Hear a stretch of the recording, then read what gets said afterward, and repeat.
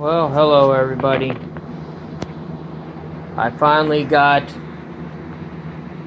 my hands on one of these PrimeWeld welders. A TIG 225X. I've been waiting since February 2021.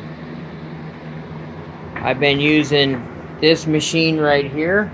This is my old faithful. This is my Susumi MiG 255 that I bought from Amazon. Very good machine. Been doing lift TIG.